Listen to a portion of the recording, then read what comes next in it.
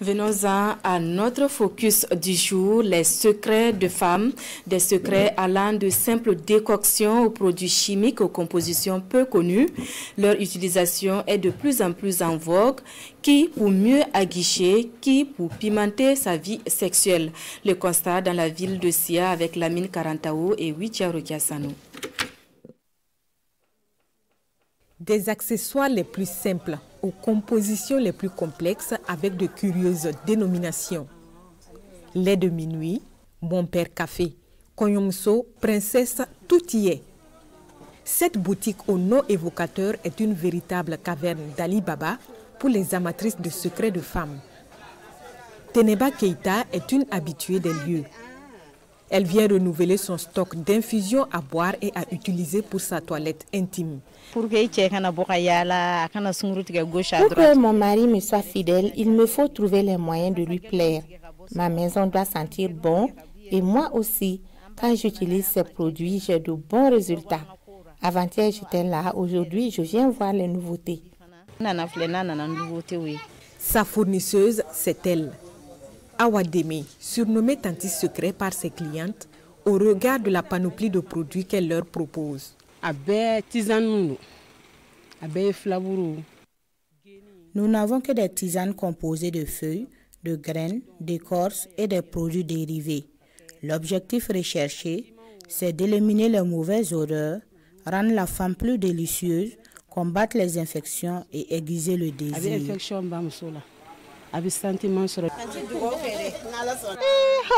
Il n'y a que de belles paroles que j'entends grâce à ces produits. C'est une question de code. On ne peut pas tout dire au micro. Des clientes comme Teneba, on en compte pas mal auprès des vendeuses.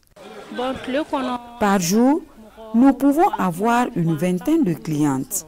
Certaines prennent en détail et d'autres en groupe. Elles les ventilent jusque dans les villages environnants. À côté de ces tisanes, il y a ces produits chimiques censés augmenter aussi bien le désir que le plaisir sexuel. Cette pommade se vend très bien.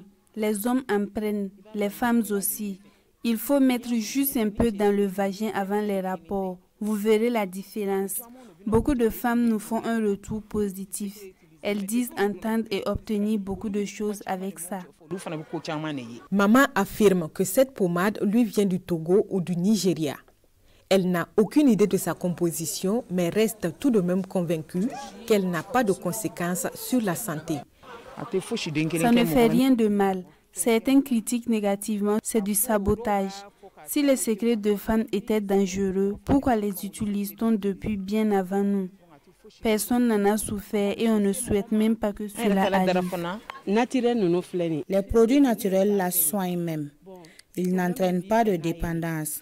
Il n'y a pas de risque de surdosage non plus, car j'indique toujours la quantité à prendre. Ça, par exemple, ça correspond à un verre.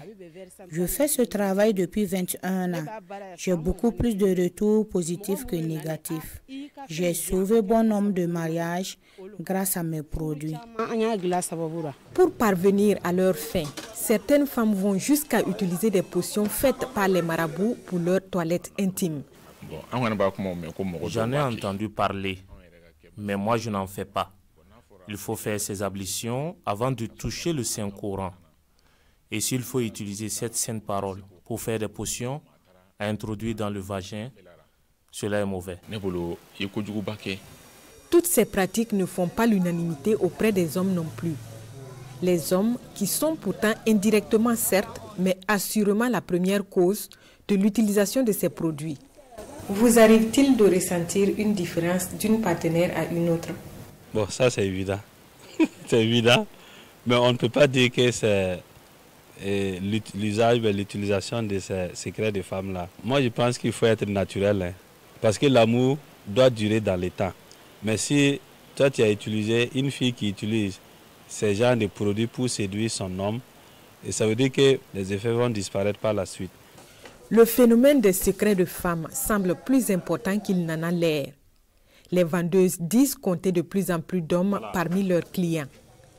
Quand ils ne viennent pas chercher des produits pour leurs femmes, c'est qu'ils en prennent eux-mêmes pour traiter la faiblesse sexuelle ou la baisse de libido. Hommes ou femmes, ces secrets ne sont pas sans conséquences.